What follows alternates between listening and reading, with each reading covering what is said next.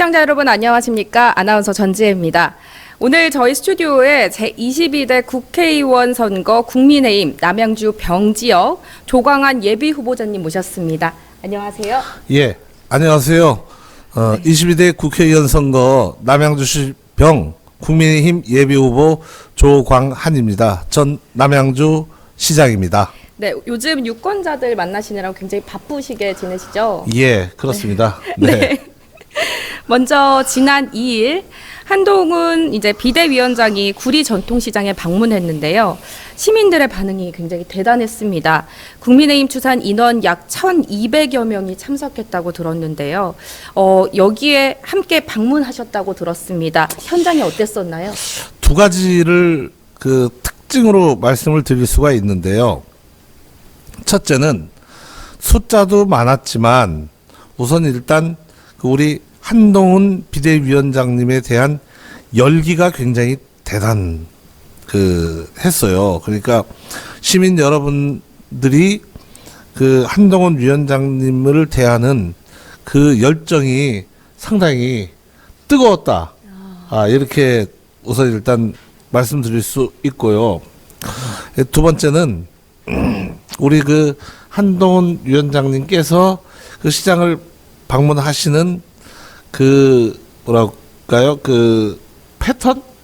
이런 게 우선 일단 당신께서 이렇게 이 헝겊으로 된 가방을 갖다 들고 다니셨어요.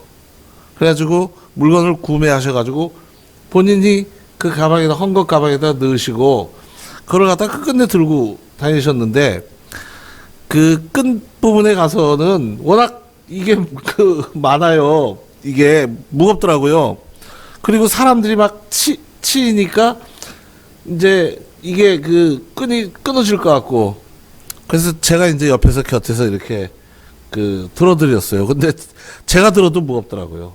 그래서 그 다음에 이제 마무리 하시면서 물론 상가를 이렇게 딱딱 들리시면서 그 순간순간 상황에 따라서 이를테면 말씀하시는 것 그리고 우리 상인들이 이렇게 반응을 보여주셨을 때 우리 위원장님께서 이렇게 대응하시는 게 이게 굉장히 순발력이 있으시다는 느낌을 제가 받았고 마지막에 이제 기자들하고 일답을 하실 때도 주변에서 이제 이렇게 그 정도면 되지 않았습니까? 이렇게 제지를 함에도 불구하고 기자들이 궁금한 부분들을 갖다 끝까지 다 이 소신껏 말씀을 하시는데 이게 이제 보통 정치인들의 이를테면 정형화된 패턴이 아닌 한동훈식 패턴이라고 그럴까요? 제가 그런 걸 느꼈습니다.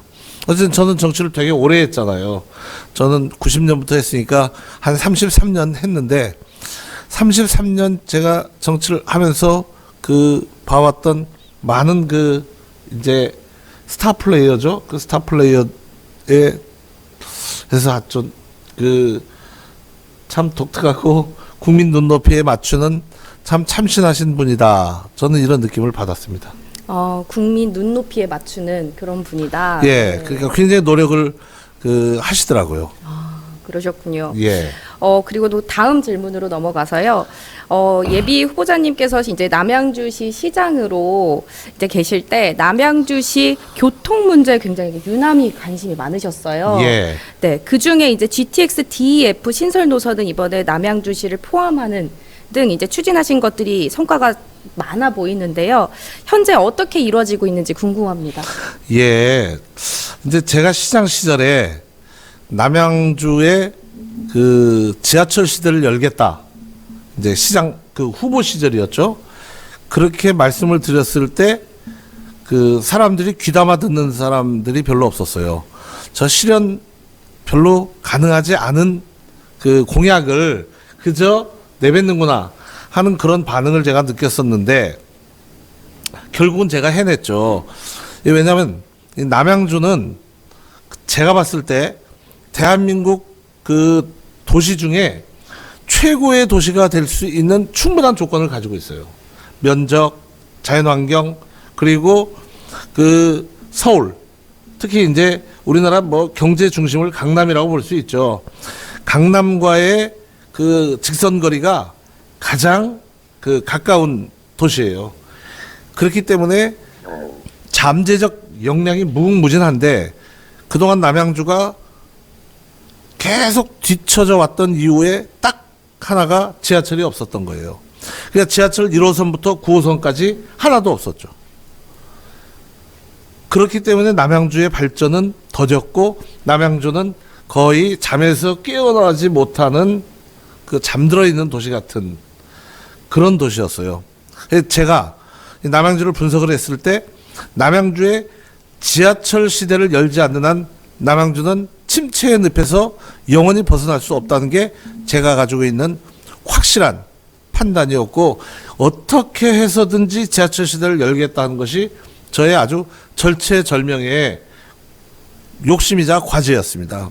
근데 정말 운이 좋게도 3기 신도시라는 그 프로젝트를 제가 남양주로 이렇게 유치하면서 그 3기 신도시를 지렛대로 해가지고 우선 일단 GTX B 노선을 확정을 지었죠.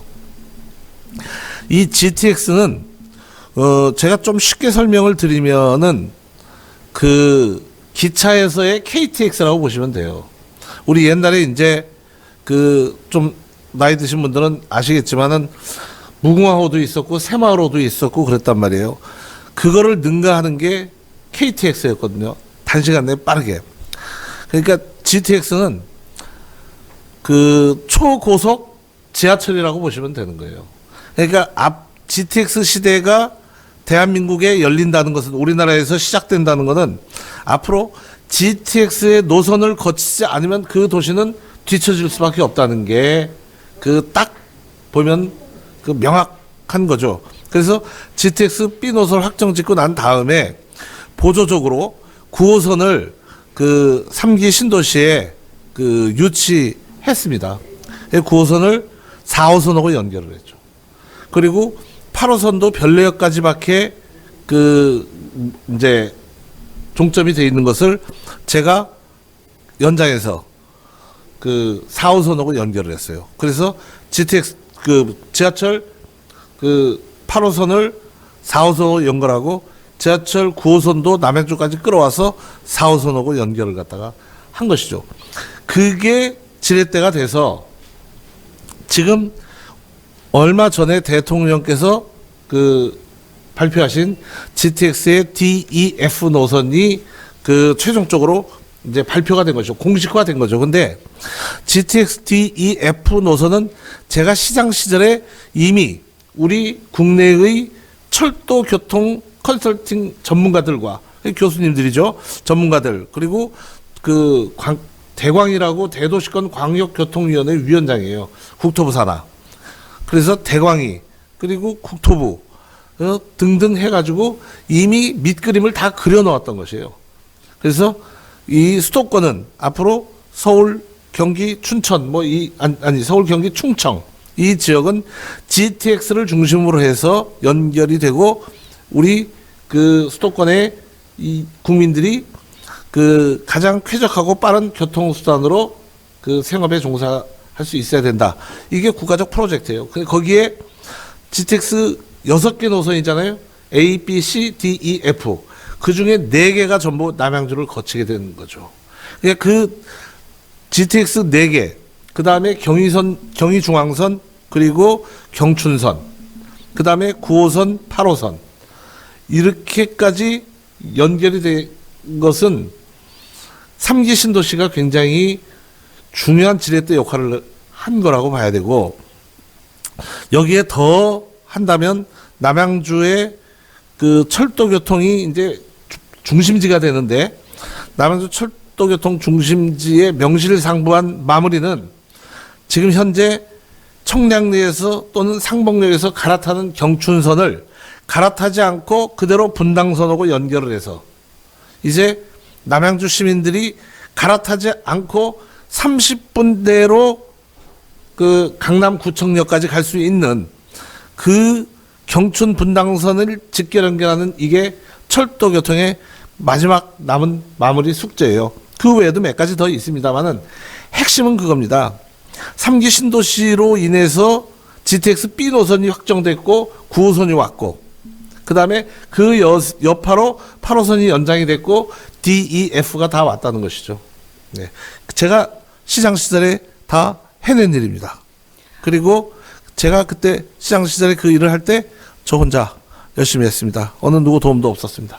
아, 그러시군요. 네. 남양주시를 지하철 시대로 열겠다 하신 추진하신 것들이 굉장히 이뤄진 걸로 보이는데요. 그렇다면 남양주시를 이번에 1등 도시로 만들겠다라고 하셨는데 이 계획에 대해서는 어떻게 생각하고 계신가요? 제 시장 시절의 슬로건이 수도권 동북부 거점 도시입니다. 그 수도권 동북부 거점 도시라 하면 강동, 송파, 그 다음에 중랑, 그리고 구리, 남양주, 그 의정부, 그 다음에 이제 뭐 양평, 하남 여기까지를 포괄하는 중심 축으로서의 남양주를 만들겠다는 것이 제가 가졌던 목표입니다.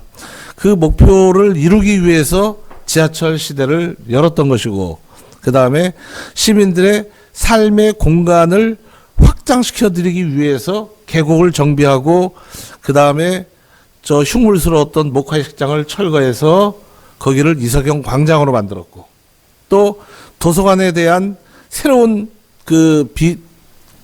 비전을 만들어 보고 싶어서 정약용 도서관과 이석영 도서관 같은 그 뉴미디어 도서관을 갖다 만들어낸 것이죠. 그런데 이제 여기에서 남양주가 저는 이 기초의 토대 위에서 대한민국 1등 도시, 세계에서 수많은 사람들이 부러워서 찾아오는 도시로 충분히 만들 수 있다고 생각을 해요. 근데 거기가 되기 위해서는 일단 철도 교통은 이미 허브화되고 있어요. 철도 교통이 허브가 됐습니다. 그 다음에 이제 중요한 것이 문화예술이에요. 그래서 저는 그 목표가 우리 그 서울의 서초동에 있는 예술의 전당, 굉장한 시설이 갖춰져 있죠. 거기 국악당도 있고 콘서트홀도 있고 그 소극장도 있고 대공연장도 있고 해서 서초동의 예술의 전당보다 훨씬 더 좋은 그 수준의 제2 예술의 전당이 남양주에 자리 잡아야 된다. 그거를 꼭 이루어내야 된다. 이렇게 생각을 하고 있고요. 그 다음에 이제 그 교통, 문화예술. 예, 그 다음에 이제 필요한 게 이제 교육과 의료입니다. 그래서 그 대학병원, 상급병원이라는 표현을 쓰기도 하는데 그 가장 높은 수준의 상급병원을 우리 남양주 그 병지역에 꼭 유치해야 된다. 지금 마음을 먹고 있고요. 그 다음에 이제 그 중고등학생들, 그 초등학생들의 교육이 그 원활하게 이루어질 수 있도록 교육 특구의 역할을 할 수 있는 그런 그 시스템을 좀 갖춰보고 싶다. 그래서 이게 교통이 그 철도 교통의 허브가 되면 이제 많은 기업들이 몰려옵니다. 남양주로. 그러면 철도 교통의 허브와 함께 비즈니스의 그 영역이 이제 넓혀지고 확대되고, 그렇게 되면 이제 자급자족이 이루어지고, 거기에 이제 그 문화예술이 생활의 그 아름다움을 위해서 문화예술이 이제 거기에 그 전맥돼야 되고, 그리고 이제 의료 교육 분야가 탄탄하게 갖춰야 된다. 그렇게 되면 남양주가 1등 도시, 대한민국 최고 수준의 도시가 될 수 있다고 저는 확신하고 있습니다. 네, 1등 도시를 위해서 문화예술, 그리고 교통, 교육, 의료, 이제까지 남양주를 위해서 굉장히 많은 생각을 하고 계신 것 같습니다. 네, 인터뷰를 하다 보니까 이제 시간이 좀 많이 된 것 같아요. 그래서 마지막으로 유권자분들께 설 명절 앞두고 한마디 부탁드리시죠. 예. 네. 우선 일단 저는 개인적으로 그 양력 1월 1일과 그 음력 1월 1일 설이라고 하죠. 그 우리나라에서 이제 구정이라는 표현을 보통 많은 사람들이 그냥 습관적으로 사용하고 계신데, 정확한 우리 고유의 그 풍속으로 한다면은 설입니다. 그래서 저는 양력 1월 1일과 이 설 사이를 새해를 맞이하는 기간이라고 생각하고 이제 2024년을 준비하는 그 과도기적 시간이라고 생각을 하죠. 그래서 여전히 새해라고 생각하고 그런 의미에서 우리 그 유권자들, 남양주 시민들께서 새해 복 많이 받으시고 금년에는 좋은 일 많이 이렇게 계셨으면 좋겠다고 희망을 해봅니다. 그리고 한 가지 더 덧붙이자면 저는 시장 시절에 우리 시민 행복을 위해서 그리고 남양주를 최고 도시로 만들기 위해서 모든 노력을 다 기울였습니다. 그리고 저의 열과 성을 다 바쳤습니다. 그런데 안타깝게도 제가 그 재출마를 못하게 됨으로써 그 잠시 남양주 발전과 우리 시민 행복을 위한 저의 여정이 잠시 중단됐었는데 지난 1년 반 가까이 그 제가 휴식을 취하면서 많은 생각을 했고 많은 고민을 했습니다. 그래서 더 많은 준비를 했습니다. 그리고 저의 부족한 부분도 더 많이 보완을 했습니다. 우리 시민들께서 2018년 시장 선거 때 저에게 보내주셨던 지지를 한 번만 더 해 주신다면 제가 우리 시민들께 최선의 그 봉사로 보답을 해드리고 그 다음에 저 스스로 우리 시민들께서 인정해 주셨다는 그 자부심을 가지고 정말 행복할 것 같습니다. 2014년 4월 10일 저를 시민 여러분들께서 행복하게 해주시기를 기대하겠습니다. 고맙습니다. 네. 예비 후보자님도 새해 복 많이 받으시고요. 네. 오늘 이렇게 나와주셔서 정말 감사드립니다. 예, 고맙습니다. 네. 조광한 국회의원 예비 후보자님 모시고 이야기 나눠봤습니다. 시청해주신 여러분 고맙습니다.